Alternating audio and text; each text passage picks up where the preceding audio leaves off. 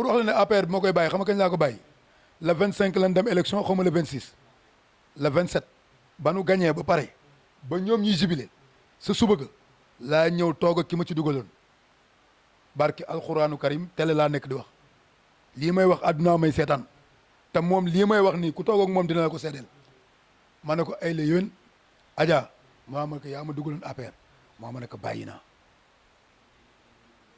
est-ce que yaa ngi may dégg bu baax te lii ma lay wax nii am na yeneen xale yu meroon ba woowoon ma seen réunion di wax ne ñoom danoo mer APR dinañ dégg lii may wax bin ma waxee di wax li leen naqari ak yooyu pour ñu wax ñun li leen naqari pour gars yi ut fu nu teg wala fu nu placé wala nangam ak nangam dama leen yéen da ngeen a mer li tax ngeen mer ay ñi leen jox poste ak ay kii man meruma pour loolu man li ma mer yëmbal la man bokkuma ak yéen man damaa bàyyi.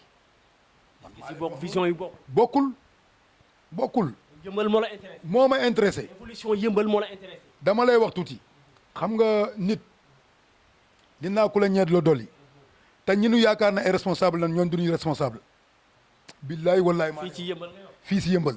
ñi ñu yaakaar ne ay responsable lañu du ñu ay responsable. du ñuy responsable. waaw mais li nga wax ni rëy na quand même. non lu rëy laa lay wax nii parce que nit ñi mënunoo xàmmee ku am moyen ak ku nekk responsable. waaw un responsable avec un gars qui a des moyens c'est différent. bokkul bokkul nit ki mën a nekk un responsable am ay idée yu yéeme fekk financièrement fekk demeewul noonu nit ki mën a taxaw aussi yor alal ju bari fekk idée yi demeewul noonu loolu tamit am. et puis business mooy dafa am ñoo xam ne nii dañuy dunda yëmbal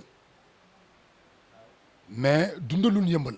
mais lan moo tax yéen ngeen di faral di lancer discours boobu parce que waajee toog kee may seen ne Pape Diouf mais loolu dugal na ko ci sama xel nee na ma sooy tey naa ma ne ko naa mu ne ma am na ñoo xam ne dañuy dundee yëmbal te dundaluñ yëmbal loolu moom moo ko njëkk a wax léegi yaa ngi koy répété. c'est argumenté mën naa see jox ay kii yu bëree bëri fii Macky Sall ñaata yoon la dugal fii ay ndimbal nga koy dégg est-ce que xam nga ne ñi ñuy tudde responsable ñoom ñoo koy séddoo. responsable ñi ñuy tudde ñi nga xam ne ñooy wuyoo responsable. ñi tuddee nekk seeni koñ di gëmloo nit ñi Macky Sall ñoom ñooy dunde loolu. yow da nga taxaw pour xeex non loolu si xeex ko laa dëkk. da nga taxaw pour xeex. déggoo li ma wax si xeex ko laa dëkk. nga dugg ci un mouvement. waaw un nouveau mouvement la wala mouvement bu yàgg. déggoo li ma wax MCAP yàgg na xam nga MCAP lan la woon MCAP bi ñu koy bi ko ndaw si xalaat ak ñi mu ko àndaloon ñëpp si wàllu sensibilisation ak développement di yee nit ñi si wàllu drogue ak yooyu moo ko taxoon a jóg. mooy le mouvement MCAP. MCAP jariñ sa gox. MCAP jariñ sa gox. waaw bu ñu nee MCAP M bi mooy. mouvement. citoyen. citoyen. pour un alternative patriotique. mouvement citoyen pour un alternative patriotique loolu mooy MCAP. d'accord MCAP à sa tête ñu am fa docteur. Ndeye Soukeye Gueye. Ndeye Soukeye Gueye. moom moo jiite le mouvement MCAP. mais lu jiitu loolu. kan mooy Ndeye Soukeye Gueye avant.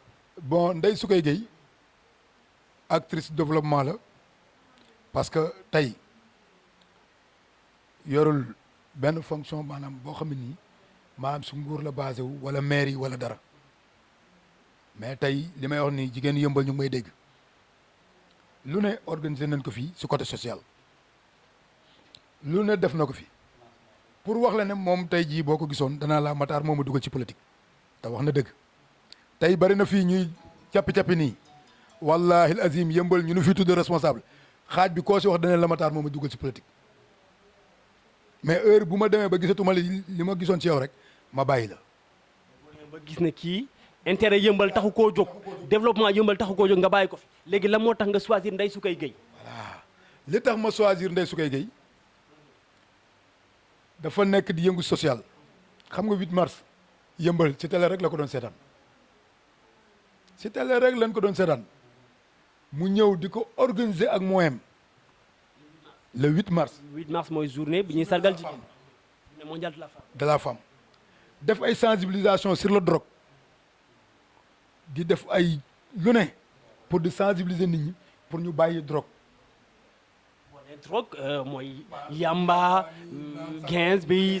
yëpp xam nga mu si def lu man nit di am problème ñëw wax ma yabal ko ci moom mu réglal ko problème am te yorul dara yaa ngi dégg li ma wax bi nu egsee ñu teg ay programme ay journée des talibés li rawatina nag ñi nga xam ni seen wàllu xel dañ si am handicap.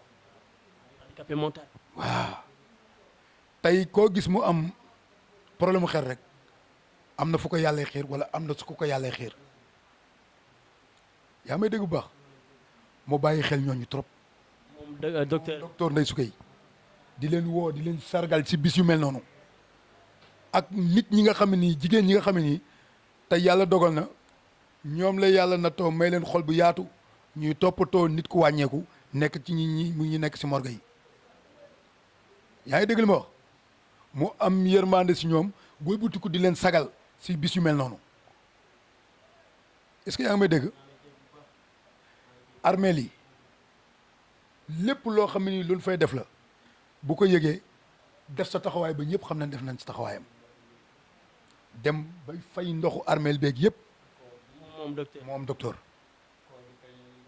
bon yooyu yëpp ñu leen ci sargal di leen ci taxawu xam nga chaque année ñu def benn kii yoo xam ne nii ay ndogu la ñuy def fexe ba ñi nga xam ne nii xaj na koor gi dina métti ci ñoom wala kii yëpp ku ci nekk recensé ñi nekk sa secteur ñëw mu jàppale leen ci ay peñe ndogu ñu dimbali ko ci koor gi yaa ngi dégg li ma wax loolu law na ba yëmbal gépp xam ne kii mu ngi def muy imaam yeeg ñëpp ñëpp te muy nit koo xamee aussi tamit nit ku am solo la ci yëmbal parce que jigéen mën nga jàng ba am benn xam-xam bi benn niveau bi ba pare dem defi leneen mais li muy doon xale bi mu jàngee ba am yenn diplôme yi dafa wëlbatiku utaateb oustaz mu koy jàngal alxuraan si wàllu diineem ak yeneen jóge fi dem aji ji màkk ñëw di sellal ci li mu ne et puis mu nekk nit ku bañ gàcce kooku ma jàppe ne man bu nu ko joxee yëmbal li ñuy yaakaar ci yëmbal ak fi ñuy xaar yëmbal moom mën na ko fa yóbbu. benn instant nag d'accord man je suis d'accord quoi man docteur Ndeye Soukeye xaw ma ko yaa ngi may dégg du ñàkk à partir d'aujourd'hui dinaa ko gën a xam dinaa ko gën a gëstu man yow laa xam la ci nekk un activiste xam Biram xam ko ci tamit mu nekk un jeune nekk xale bu ndaw mais doté d'une intelligence capitale ma xam aussi Pape Diouf mu doon koo xam ne boo toogee waxtaan ak moom da ngay comprendre que ne c'est un gars qui en sait des choses maanaam nit la koo xam ne il maîtrise bien ce qu'il dit te nit la koo xam ne dafay gëstu moom it wan na ma engagement yaa ngi may dégg mais yéen seen équipe bu ndaw bi nag Matar nag ngeen da ngeen di dem mairie ba nag Matar nag dañu wax ne dëgg nag xam nga am ngeen doole pour dem mairie waaw xam nga équipe bu ndaw bi da ngay xool ñi nga wax ñi nga tudd bopp yi moo am solo mais financièrement tamit pour aspirer tamit xamar diriger la mairie tamit campagne bi foog nga def ci xaalis ministre bi ñëw naag xaalisam Amadou Hott ministre Amadou Hott ñëw di woote ay réunion di joxe ay 10 000 ak ay 5 000 ak woote waat fi beneen réunion nit ñu dajaloo foofu kenn gisu ko mais gis nga yooyu yëpp day sonal boppam rek. ministre Amadou Hott ngay wax. Amadou Hott laay wax. mais pourtant gars yi nee nañ mi ngi def ay bagages. déggoo li ma la wax yëmbal. gars yi nee nañ mi ngi defal yëmbal laa lay wax de te damaa bëgg nga dégg ma Mataaray wax ak yow yëmbal xaalis jëndu leen xaalis jëndu leen nit financé na fi ba tàyyi ñëw ñu jaarale ko Yaraax et puis li ñu jàppe ne nitu yëmbal dafa amul valeur ba tax ñu bëgg ñëw jënd suñ conscience yi ñun loolu duñ ko nangu lépp lu mu leen jaral benn jaral nañu ko fukk. benn bu mu leen jaral bañ taxaw ne dañuy jënd rek yéen dana leen jaral fukk pour opposer wu. déggoo li ma la wax lu mu leen jaral fukk jaral nañu ko ñaar fukk pour mu leer beneen bi dafay ànd ak ñoo xam ne nii yëmbal gépp ràññee nañ ne ñii bëgguñu yëmbal. yaa ngi wax ba léegi ci le ministre Amadou Hott. déggoo li ma la wax. Matar yow daal ñëw nga ak sa leader. di genre sa leader maanaam li fi ne moom moo ko fi war a mën a jëlee loolu nga jàpp. non loolu laa jàpp. da nga jàpp ne docteur Soukeye Gueye moom mooy le changement pour yëmbal. loolu laa gëm parce que nit foo nga bañ gàcce. fan la jëlee xam-xam bi est-ce que am na xam-xam pour diriger yëmbal. ah xam kay weesuwul li mu ne docteur kay ku ko dégg si li ngay jàng ak la nga xam yaakaar naa ne foofu la xam-xam yam docteur la en droit fiscal juriste la. juriste la aussi docteur en droit et fiscaliste aussi ok d'accord kon daal jàpp nga ne xam-xamam màcc na de telle sorte que war na mën a nekk le changement pour yëmbal. déggoo li ma la wax lépp lu yëmbal nam bu nu ko jàppalee incha allah loolu dinañ si teg suñu bët. maanaam bu ko waa yëmbal jàppale. déggoo li ma la wax te yëmbal dina ko jàppale xam nga lu tax waaw parce que ñi mu seqal terrain bi nii li tax kenn toogatul kenn noppeetul loolu la parce que ñoom ñëpp ku mu si sutul jege woo ko. ci xam-xam si xam-xam ak lépp. da nga bëgg a wax ne sa leader dafa ñëw lëjal leen. déggoo li ma wax lëjal leen ndànk parce que yàlla may na ko tey ñoom li ñuy am lépp ak li ñuy wuti si politique li si ëpp yàlla jox na ko kon kooku bu wàññee ko ne man doomu yëmbal laa fi laa jàng fi laa foye fi laa galéré ba mel ni ma mel kon cër bu ma yàlla jox tey ak wërsëg bu ma yàlla jox dama koy retourner yëmbal ga ma dëkk sa waay kooku du caaxaan. Matar ba tey man damay laaj parce que tamit Matar yéen est-ce que nekkul leen di wax seen xam nga rek yor seen discours jox leen ñu mairie bi bu ñu leen joxee mairie bi ku ci nekk Pape Diouf lijjanti boppam Matar lijjanti boppam Bira lijjanti boppam est-ce que du loolu moo tax ngeen di wax pour gars yi jox leen mairie bi. barki Serigne Babacar est-ce si que yëmbal moo leen ñor. barki Serigne Babacar si laa lay wax. est-ce que du seen situation ngeen bëgg a changer. déglu li ma lay wax barki Serigne Babacar si bu ma naree nekk mairie bee te yëmbal du si gis boppam yàlla bu ma fa nekk beneen bi mooy képp ku fa mën di nekk. bu si yëmbal gisul boppam nga dégg ma wala nga gis ma. léegi yéen da ngeen bëgg a wax ne gestion bu Bara Gaye baaxul. waaye déggoo li ma la wax mais gestion bu baax dina ñëw fekk lu ñu defar ñu nga yàq ko. lan la yàq. centre polyvalent bi. waaw est-ce que centre polyvalent bi ñëwul toj ko pour tabax fa benn stade yëmbal amul stade yëmbal te depuis près de 30 ans yëmbal terrain central moo fi nekk. xam nga dama lay wax tuuti. fii lañ daan football nee nawetaan ak yëpp bu ñëwee toj ko pour def fa stade nag. dama lay wax tuuti. Bara Gaye képp ku koy xam maa la ko gën a xam mais képp ku may xam moo ma la gën a xam. maanaam ce qui veut dire xamante ngeen. xamante nañ bu baax lu jiitu ay affaire de politique am lu jiitu sama affaire de kii ak yooyu parce que danoo bokk nekk ci développement bi. monsieur Bara Gaye maire de Yeumbeul Sud. képp ku koy xam loo ko xam benn xam naa ko ñaar. lan moo tax nga jàpp ne dafa ñëw toj terrain central bi. non xam nga dama lay wax tuuti ñàkk projet culturel ñàkk idée wu culturel bokk na ci lii ko dal mooy ñëw fekk centre polyvalent boo xam ne nii ay association ñoo ko dox muy Pastef bi ma bokk man ANBEP Agipros ASDI Kokadi yooyu yëpp ñu taxaw xalaat di wax di dox ba ba taxawal benn centre yow nga ñëw ne da nga koy raser da nga ciy def benn stade est-ce que xam nga centre ba ñaata activité ñoo fa nekkoon. xam naa ni bari na de njort naa ni bari na.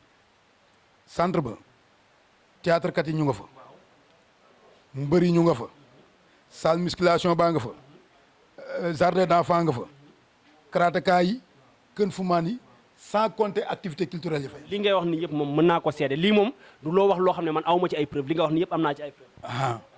ak basketteur yeeg yooyu nee na defar na benn terrain basket fële léegi yooyu yëpp nga ñëw yàq ko léegi ñooñu ñëpp seen activité arrêté nga ñëw toj terrain bi joxe parce que bi mu bëggee toj terrain bi woo na ma man bi ma wooyee ñam fa fekkoon Mass Gueye fa la ko fekk ak ñeneen ay conseillers am ma ne ko ànduma ci loolu wala boo demee bay toj ña nga fa fekk ñu nekkee ci activité ku si nekk na nga ko casé ba pare yaa ngi dégg li ma wax si diggante bu gàtt nga joxe benn date ne dañ la jox délai janvier xaw ma décembre nga war a raser affaire bi parce que entrepreneur baa ngi taxaw société baa ngi taxaw nangam ak nangam dugal si terrain bi est-ce que fi mu ne nii du toolu dugub man ay dugub laa fa gis de ay ñax. tooñ nag Matar yàlla tooñu ma fondation bee. tant que maire de Yeumbeul ñëw am benn projet. non déglu li maa lay wax te li ma lay wax aussi tamit li ma lay wax nii dafay jar boo jógee fii bala nga àgg sa kër nga xool terrain bi mais dugub jaa ngay sax de ñax maa ngay sax et puis yee ma gis ñu samp ko mais entre lu sàkket maanaam turu liggéey la nit bala ngaa jëf dara bala ngaa toj wala ngay kii day fekk nga pare mais gis nga yenn yi bëgg falu wala dara bu mu tax yenn yi di am. parce que da nga jàpp ne ay bluff la. déggoo li ma wax centre bi dañ see xeex centre bi suñu bakken xajoon na ci ñuy reyante ba centre bi taxaw nga ñëw tëj ko comme ça nii. Matar li ngeen ñaxtu bari na déjà yaa ngi ñaxtu centre bi man Pape Diouf ba ñu déggantee mi ngi may wax waxi centre commercial. centre commercial bi tabax nañ ko waaye yëmbal gis ñu ci seen bopp li ngeen di ñaxtu dafa bari. waaw mais centre commercial boo nee centre commercial bu yëmbal am na centre commercial mais si yenn condition de centre la yëmbal amee centre. maay laaj yaay tontu. waaw léegi nag loolu moo leerul moom ba léegi nii taxawul ne yëmbal am na si nangami kanting ko dégg na ma ko wax ah non ñii nee nañ 20 nga wax am na ñu ne 10 am na ñu ne 6 mais loolu li ko doon confirmer moom maire bi en personne na taxaw ne yëmbal am na si nangami kanting xam nga li ma wax et puis bis des mooy lépp luñ mën di wax gestion bii di ñëw da koy vérifier kon lépp luñ ciy wax na leer yaa ngi dégg bu nu xoolee yëmbal na sam ay patente 2 millions par an non du loolu moo ñu yitteel fi mu ne nii. maanaam patente yeeg yooyu ba su yëmbal waaye mën na see am 2 millions par année mais ñun du loolu moo ñu yitteel fi mu ne. li ñu yitteel mooy ñu xam nombre de cantine bi ci yëmbal am ak nombre de cantine yooyu naka la ko yëmbal di def. naka lañ koy exploiter. voilà. maanaam na doon loo xam ne ay doomu yëmbal ñoo ci liggéey mën cee jariñ liggéey ñoo ciy gis seen bopp. li ngeen di wax ni est-ce que yéen bés boo leen jëlee mairie bi di ngeen def loolu est-ce que yéen bés boo leen jëlee mairie bi di ngeen teg gestion bu transparent boo xam ne waa yëmbal ñëpp a ciy teg seen bët xam ne Matar kat Pape Diouf Biram ak seen leader ni ñuy gérer mairie bi dafa leer nañu amul benn njuuj njaaj est-ce que yéen di ngeen def loolu. Biram gis nga tey ji dama lay wax yëmbal bu nu demoon tey ñu ne suba docteur Ndeye Soukeye Gueye moo yor maire bi ginnaaw suba ma gis ko mu teg beneen tànk bu bokkul ak boobu ma taxaw ne ko lii du am barki alxuraan. défenseur yëmbal. déggoo li ma wax man yëmbal moo ma ñor man du question ay nit keeg yooyu yaa ngi dégg li ma wax moo tax ministre bi mu jëlee ay nit ñu tas si kawam ñëw di ko wax naa ko ay fii léegi ak fii léegi di ko wan ne fii nooy na fii dara nooyul tey la yëmbal gën a dëgër. et puis bi fi gars yi demee di mbuboo écrit yi di dox si suñ kii damaa ñëw leeral ko lu leer nañ man néew ma ko mu recevoir ma bëgguma mu recevoir ma bëgguma ku dul moom sax recevoir ma man ay recevoir ak ay yooyu intéressé ma am na nit ñu waa xaaral ma jaar sa diggante ak moom ak yooyu man soxlawu ma loolu xam nga lan laa soxla yëmbal et puis moom bu matoon li mu doon en tant que ministre mais département bu bees lañ yor.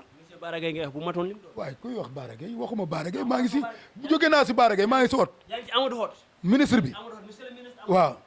xam nga ne yow da nga xaw bari ay adversaire. xam nga lu tax parce que yëmbal ñoru leen ay base politique la ñuy defar pour seen bopp ñoom ñëpp. yow loolu ngay bañ. loolu laay bañ. maanaam da ngay bañ nit ku ñëw di mbubboo yëmbal fekk gëmul yëmbal.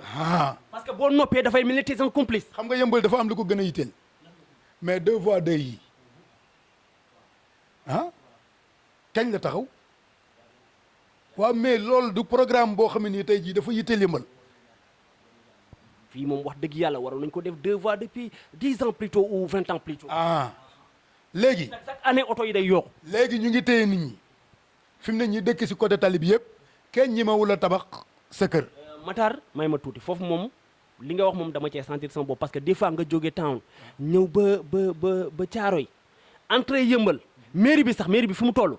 des fois embouteillage foofu lay tàmbalee ba tournal yëmbal diggante foofu rek pour nga ñëw ba tournal yëmbal mën nga rey ci yoon bi 40 minutes à 50 minutes loo xam ne normalement ci 5 minutes nga ko waroon dépasser bu amoon 2 voies kenn du taxaw ñii dañuy dem ci sens bi ñii di daw ci sens bële. léegi nag moom bu ma doon li mu doon si loolu lay wax. monsieur le ministre si loolu la war a génn wax. loolu mooy priorité. xam nga ay affaire de Macky Sall ma fal wala Ablaye Wade ma fal ñun ñooñu intéressé wu nu xam nga lan moo ñu intéressé yow mi ne doomu yëmbal nga ba pare yor ndombal tànk te yëmbal nga gis njaaxareem ni te mënoo ko faj xam nga li ma wax ñun loolu moo ñu intéressé ñun du ay turu ay parti ak ay affaires yi ñooyu ñorunu tey 2 voies 2 yi daf noo ñor daf noo intéressé parce que ñi dëkk tali bi yëpp kenn mënul tabax. mais aussi 2 voies yi waxuñu woon jumaa Layeen bi la ñu waroon a raser te gars yi dañoo bañoon duñu laal jumaa ji est-ce que du woon bi li mu jotee ak ñoom voie boobu laaluñu ko pare nañ ci loolu. et puis maa ngi fore si woyu bay ñu ne affaire day jàdd ay croisement Malika ak ay jàdd kii mais yow nga laal Malika ba egsi benn baraak mais war a egsi yëmbal mënoo egsi yëmbal. Malika tamit parewul de voie bi deux voies yi depuis 4 ans depuis 3 ans 4 ans ba tey mënuñu ko pare. moom laa lay wax moom nag en tant que moom ministre mais bu doon xëccoo na dem xëccoo ji département Kër Massar bi mais lu leen ko tee xëccoo ji. Matar yow lan moo la métti. li ma métti mooy gis nga boo puusul paasoo da ngay taxaw loolu moo jaadu comme puusoo paasoo xam nga tey ñii ànd ak ot nii yenn gars yi ban na maa bañ a tudd seen tur tey ñi fi doon ci li yëpp di wax APR ñoom ñëpp lanu liggéey si 5 ans 8 ans 10 ans jël nañ ko dajale ko ba mu jekk ñu teg ko suuf topp si ginnaaw ot. ñooñal la man naa seet si jëlal gaajo. Gaajo yow Gaajo ngay tudd mais Gaajo nag c'est un grand. si ñi gën a tardel yëmbal la bokk. non mais Gaajo c'est un grand man Gaajo dégg naa turam. ñi gën a tardel yëmbal la bokk ñi gën a tardel yëmbal. non Gaajo ngay wax de Gaajo nga ne dafa tardel yëmbal. ñi gën a tardel yëmbal si la bokk. foo teg loolu fan nga teg ne Gaajo dafa tardel. dama lay wax tuuti léegi sax la ñuy xaw a dindi affaire Haalpulaar ak ay kii yooyu quoi. man je suis un Haalpulaar. dëgg la mais damay léegi lañ koy xaw a. on parle entre Sénégalais. dama lay wax léegi lañ koy xaw a dindi nii mais tey jii est-ce que xam nga ne li Macky Sall jël yëmbal si ay kii yooyu kenn xamul nu nu toll maanaam jëloon na fi ay emploi ay booy ay kërëb yu xaw a takku mais damay la li si ëpp heure boo nee Gaajo 1 wala 2 non yow moom écarté nan la et puis des mooy si seen benn cadre rek lañ koy teg kii moo far ak man kii mooy def ak man Khady Gueye 2008 la nekk APR ba joon yàlla tey lu mu ñàkk Macky Sall la tax mu ñàkk ko toujours dañ koy écarté ka xeex. Khady Gueye ak ñeneen ñi mel ñoom mais ñemewuñ koo wax ñemewuñ koo wax pour wax la ne APR du dara lu ko bloqué lu seen gis-gis bu gàtt ak ci siis gi nekkee. da nga jàpp ne mënuñu. man maa la wax loolu man ma tar. maanaam da nga bëgg a wax ne dañ jiital ñoo xam ne mënuñu. maire bu mënoon donte maire yëmbal sud PDS la yëmbal passé na fii man maa la wax loolu. bu dee tamit PDS moo yor mairie bi APR moo yor Sénégal. waaw. mairie bi deful les membres de APR war nañ mën a def. moom nu jox ko poste bu am solo si wàllu commune moom Gaajo ah waaw développement local. nga ne mënul déggoo ma de maa lay wax de waaye Gaajo Cheikh Tidiane Gaajo mënul. ci turam déjà kon c'est plus clair Cheikh Tidiane Gaajo moom ngay wax. mënul moo tax ñu teg seen plan B bii mu laaxatu si ginnaaw ot ak ñeneen ñi mel ni moom yeneen grand yoo xam ne dañ doon laaj dëkk bi. da nga jàpp ne dafa rangé wu ci ginnaaw Amadou Hott. waaye ñoom ñëpp Amadou Gaajo Thierno Diop ma nga xam ne nii tey Farba gépp boo musaan wax ñu ne la grand Thier mu nekk réew mi kenn musu koo mën a gañe. réew mi ci Idrissa Seck waaye déglul ma wax la kenn musu koo gañe Farba. amul lu mu fa liggéeyoon. waaye dafa liggéeyoon lu am solo waaye ba mu duggee APR lan ko gañe. dafa transmis dafa jógee réew mi dem Farba dem APR nu gañe ko Farba déggoo ma de Moussa Niang mooy kanati bi nekkoon bisu ñàkk ànd ak Talla Ndiaye biñ ñëwee jàppale APR lanu wàcc maa lay wax de Modou Mbène Diop dégg naa sax fal nañ ko ambassadeur itinéraire xaw ma.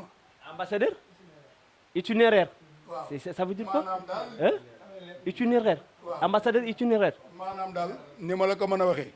baana yee sa France. maanaam jaaykatu jën yeeg yenn affaire yooyu bu ñu amul ku ñu yónni la. Modou Mbène dina nangu loolu est-ce que Modou Mbène. doyam ëpp na loolu. Modou Mbène liñ ko doon xaar ëpp na loolu. Modou Mbène soxlawul loolu. gis nga nit ñun dañ laa gëm mais dañ lay gëm ci ay principe. Modou Mbène APR la ne. topp na sa ginnaawat. mi rangé wu na ci ginnaaw Amadou. sa ginnaaw mu nga sa ginnaaw. mais Modou Mbène kam amul lu mu jot a réalisé fii ci yëmbal. déggoo li ma wax lu ne daj na ko fii si man lu dul benn du ñaar xam nga man dan may soxla te ak sama loxo jotul sama ginnaaw moom dama ko doon soxla di ko wax loolu mu ngi réglé koñ bi ndox yeeg yëpp. Modou Mbène kooku liggéeyal na yëmbal liggéey lépp mu nga sa ginnaaw. da nga bëggoon ne li muy liggéeyoon yëpp yàqaat. maanaam yàqaat na ko parce que yëmbal ñoru leen. non mais comment ça se fait que nag non Matar am na loo xam ne nag je ne peux pas l'accepter yow nan ngay tuddee Modou Mbène ne ma yow yëmbalee. ma yëmbal mënoon a yëmbal nan la jox pour nga jiite maire bii. nga xëccoo na mairie loolu nga nekk ci loolu di liggéey. nit ñi xalaat ne suba ginnaaw suba Modou Mbène mooy nekk candidat wu APR ñu andil ñu Amadou Hott tegal nu ko nga ñëw rangé wu si ginnaawam boo ma nee bëgg naa yëmbal góoma la. da nga bëgg a wax ne il est pas assez ambitieux comme politicien. mu dem poste ba moo tax mu rangé wu si ginnaawam ah xaw ma ambassadeur itinéraire xaw ma. ce qui veut dire que yow da nga bëgg a wax ne ba léegi Modou Mbène parewul pour nekk maire yëmbal. nu mu koy nekkee Amadou Hott mooy candidat bi loolu kay c'est déjà acquis. léegi yow boo ne monsieur le ministre Amadou Hott ci ginnaawam y a des caïds y a des gros bras parce que tey boo tuddee ne moo Cheikh Tidiane Gadio il s'est rangé derrière Amadou Hott déjà am na un soutien de taille nga lim ne ma Modou Mbène mu ngi ci ginnaawam. boole si Njonja. Njonja mooy kanati. Njonja yëmbal Jumaay Layen yëmbal centre li ko gën a rey loolu ci la bokk Njonja boole ko ci mu nga sa ginnaaw Amadou Hott. waaw mais kon kooku déjà il a un soutien il a ñun dara xamul ndax ñun. de gros calibre. xaalis mooy tax Amadou Hott jël yëmbal wala la fan lan ko teg.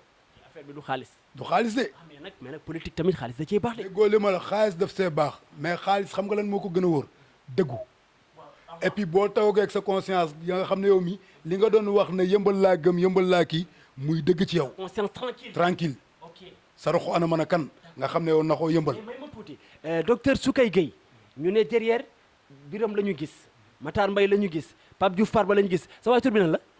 Amdi Fall la ñu gis mon frère non c'est comment. Serigne Mbaye Diop ñu ne derrière docteur Soukay Gueye Serigne Mbaye Diop la ñuy gis tu vois Matar Mbaye la ñuy gis Biram la ñuy gis Pape Diouf Farba yaa ngi may dégg mais bu ñu ne derrière Amadou Hott on voit de gros calibres comme Modou Mbène Diop yaa ngi may dégg ñu ne déetuwaay ñu ne Cheikh Tidiane Gadio il s'est rangé derrière ñu ne déetuwaay nga ne Mbaye Dia Mandione Dia waa ji nekk Farba il s'appelle comment Cheikh Diop Thierno Diop xam nga ñooñu c'est de gros calibres yaa ngi may dégg financièrement on peut dire qu'ils sont balèzes maanaam mën naa ne financièrement taxaw nañu financièrement léegi yow boo ñëwee indi say idée indi une équipe jeune très jeune sax je peux dire loolu moom xeebu ma leen équipe bu jeune nga indi dynamique am ay idée mais financièrement gars yi mën nañ leen écraser. waaw xam nga lu tax ma ne la xaalis baax na trop dina la jàppale ci yenn yi mais li ëpp solo mooy nga dëggu xam nga nit ñi man nga yor sa xaalis bu dul jeex tey sama écurie bi exemple rek laa la si jox bu gàtt man nga yor xaalis bu dul jeex ñëw bëgg a dox si conscience xale yi mais mënul nekk parce que ngor ga ma séq ak ñoom a tax xam li ma wax dëggu ga ma nekk ak ñoom moo tax kon xaalis bi day xaar dina ko taw si dëkk bi nit ñi lekk ko te duñ ko jàppale duñ ko fa tel parce que fi ma ko teg mooy kii gëmul yëmbal et puis parewul pour avancer yëmbal li mu pare pour mooy defar base politique am parce que seen nguur day jeex. base politique bi maanaam da nga bëgg a wax ne dafay lëre nit ñi. déggoo li ma wax seen nguur gii day jeex seen nguur gi day jeex ñoom ñu ñemee koo wax ak ñu ragal koo wax a fi ne mais nguur gii day jeex mais base politique la ñuy defar ñun yëmbal nag ñàkkunu fayda doomu yëmbal boo xam ne nii tey yow wóor ne deretu góor mooy daw ci sa yaram yii waroo d'accord ak koo xam ne nii tey jii lim la mën a may si 15 jours wala 1 mois mooy peut-être benn fan xam nga li ma wax xaalis a tax ñii ñëpp dem tafu si ginnaawam xaalis boobu nag dafa am suñu muy yem de mooy ñoom ñooñu rek mais yëmbal waay yi nga xam ne ñooy ay yëmbal waa pur dur ba pare di dund lu métti barki yonent bi xaalis bi mu leen di jox mënu leen a yor ñaari fan mënu leen a dundal 5000 francs 10 000 francs fu mu leen fekk fa leen di bàyyi. doo favori est-ce que xam nga ni yow ak sa leader nekku leen favori. doo leen favori de. barki yonent bi man jàpp naa ne maay favori. yow yaay favori pour la mairie. pour mairie bi la mairie de Yeumbeul Sud. mairie de Yeumbeul Sud ñoom ñoo la gën a xam loolu xam nga déglu li ma lay wax la mais tekkit wax la dama lay wax lu leer xam nga nekk nii de reli rek non da ngay liggéey li ngay liggéey ba wax jot nga wax te bu ñu génnee ñu génn dinañ xam ne ñun ñooy favori déggoo ma de. Amadou Hott monsieur le ministre bu ma la déggee bu baax da nga bëgg a wax ne day mbubboo yëmbal waaye gëmul yëmbal. dama ne gëmunu yëmbal sama baat ni poto ñëw si même pas 4 ans wala même pas 2 ans ngay yëkkati si xaalis yi doo ko def yëmbal boo ñëwee ñu bëgg a teg yow suñuy bët si yow nenu da ngaa gëm yëmbal man gëwuma la te ñun 93 ba léegi ñu nekk si terrain bii